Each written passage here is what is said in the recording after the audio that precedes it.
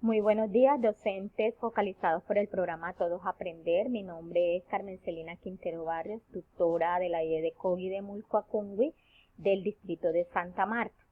Hoy estoy acompañándolo en este espacio para tratar el tema de las guías de aprendizaje, cuál es la estructura de las guías de aprendizaje y la importancia de estas guías para un proceso de acompañamiento de aprendizaje, ya sea desde la educación remota o desde el modelo de escuela nueva.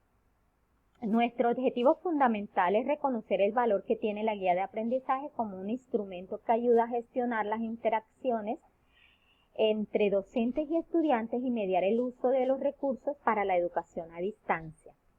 Bien, vamos a iniciar con este interrogante. ¿Qué son las guías de aprendizaje? Como dije anteriormente, es un instrumento. Es un instrumento que permite al docente propiciar unas actividades o diseñar unas actividades para que el estudiante pueda lograr poco a poco un aprendizaje autónomo.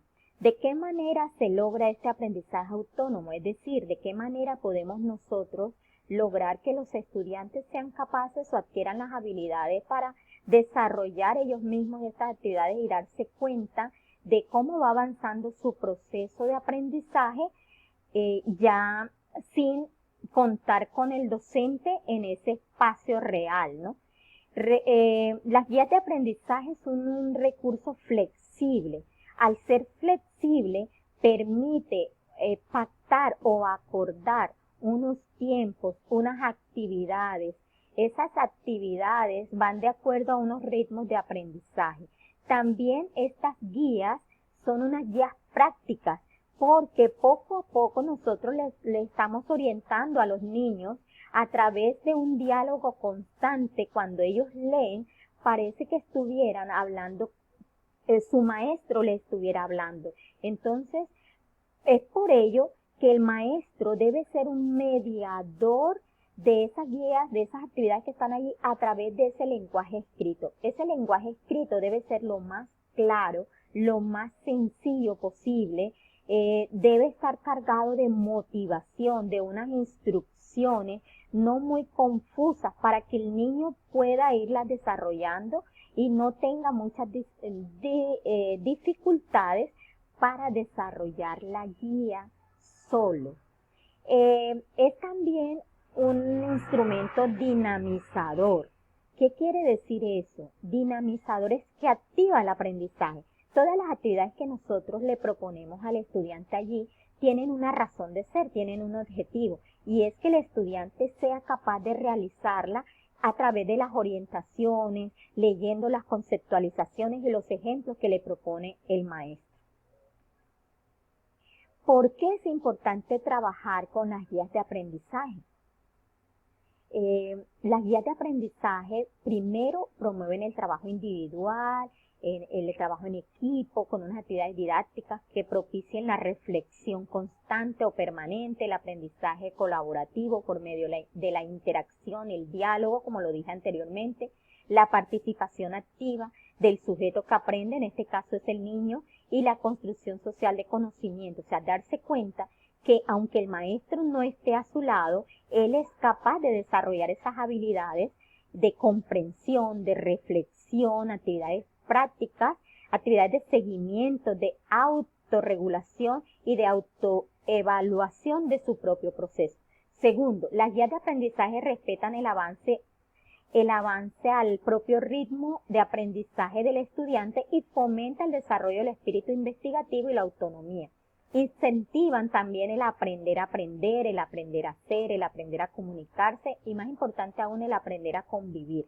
Todos esos aspectos del aprendizaje están también enmarcados dentro de lo que es el aprendizaje activo. O sea, el sujeto que aprende es el sujeto también que interactúa, es el sujeto capaz de ir formando habilidades metacognitivas, habilidades que le permiten desde su propio ritmo alcanzar los objetivos propuestos por el docente con esas actividades que el docente mismo ha ido orientando.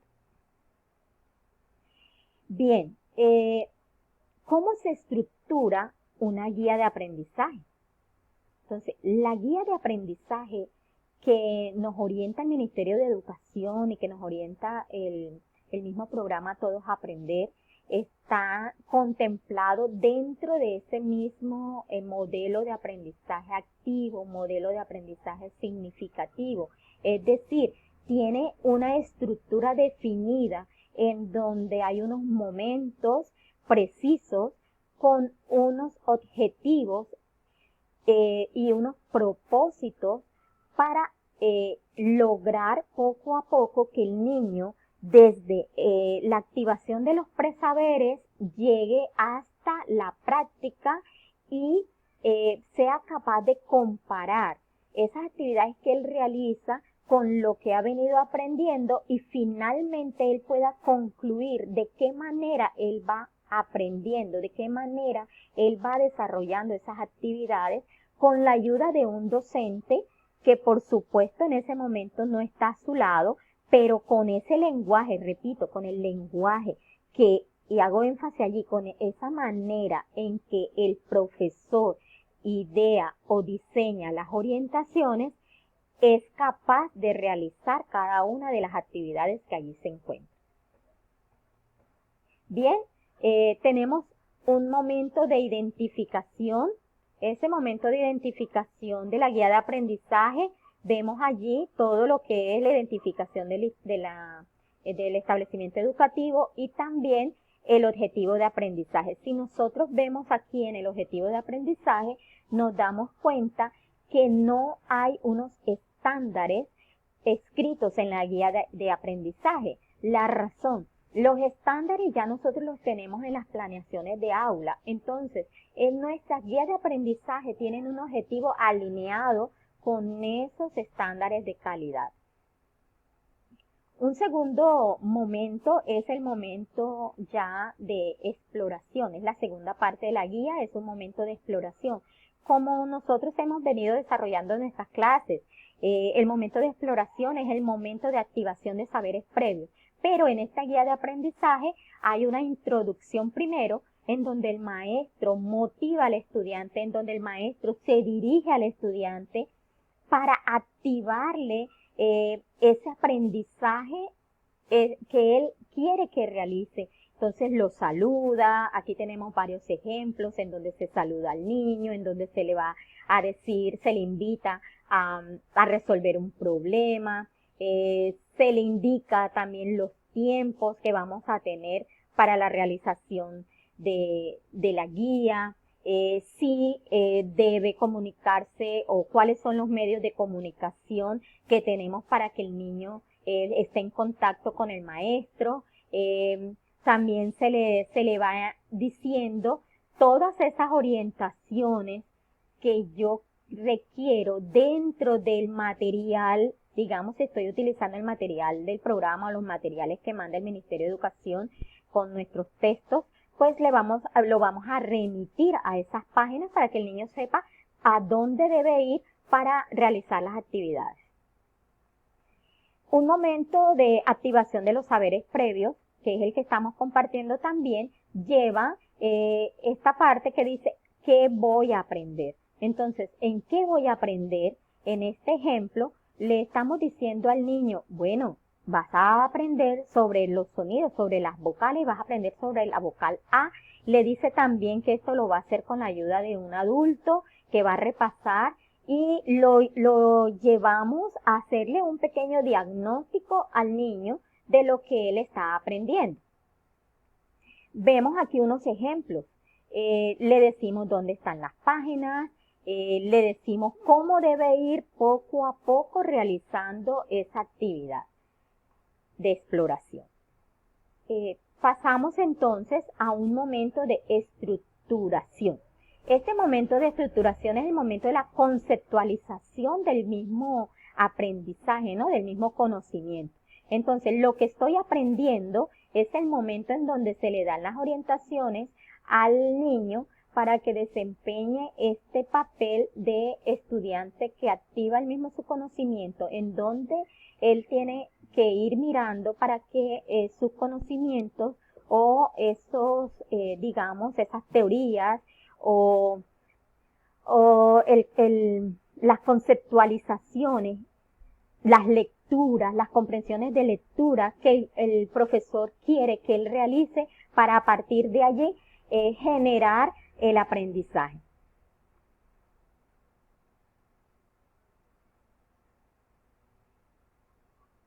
Un momento de práctica.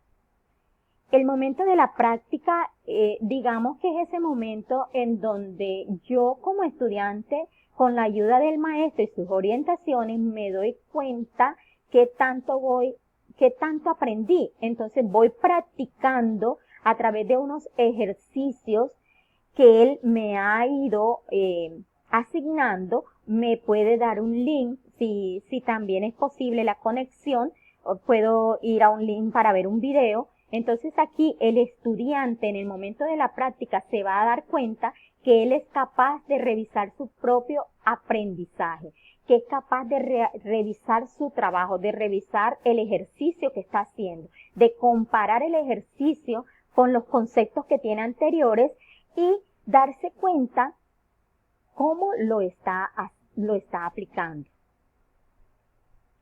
¿Cómo sé que aprendí?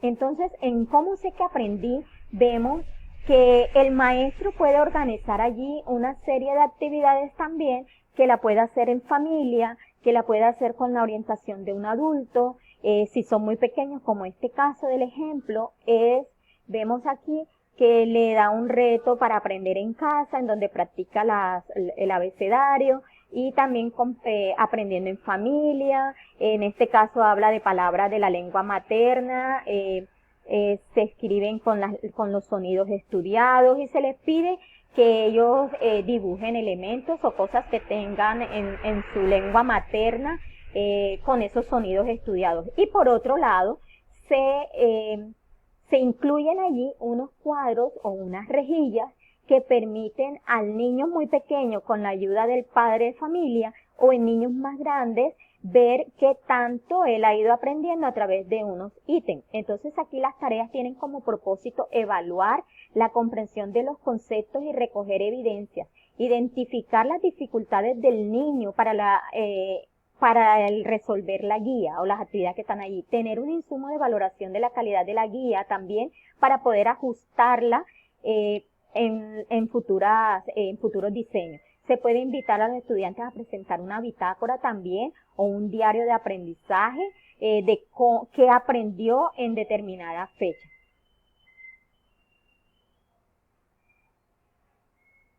Vemos aquí otros ejemplos de instrumentos con los que puede contar el maestro para que el niño realice ese proceso de autoevaluación.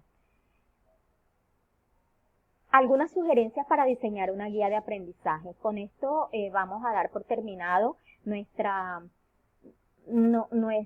acompañamiento en el día de hoy. Esas sugerencias para el diseño de una guía de aprendizaje son, primero, que tenga un lenguaje sencillo, que sea claro y usando la segunda persona como forma verbal. Revisa, busca, completa, te vas a divertir. Hay que motivar al niño. Segundo, las tareas deben responder al objetivo propuesto y estar alineadas a la planeación de la clase. Tercero, páginas numeradas y contener un glosario si es preciso. Cuarto, uso de corrector de la gramática. Quinto, buena organización y que sus ilustraciones sean legibles y atractivas. ¿Por qué atractivas? Porque deben ser motivadoras para que el estudiante quiera realizar esa guía. Y sexto, contener recuadros que inviten al desarrollo de la guía, que motiven al estudiante, que al leer sienta que el docente está cerca dando ánimo. Entonces, compañeros docentes, la invitación es para revisar esas guías de aprendizaje que hemos venido desarrollando, diseñando para nuestros estudiantes con mucho cariño, y a partir de esa revisión constante de nuestras guías de aprendizaje, irlas ajustando de acuerdo a nuestros objetivos. Muchas gracias por su atención.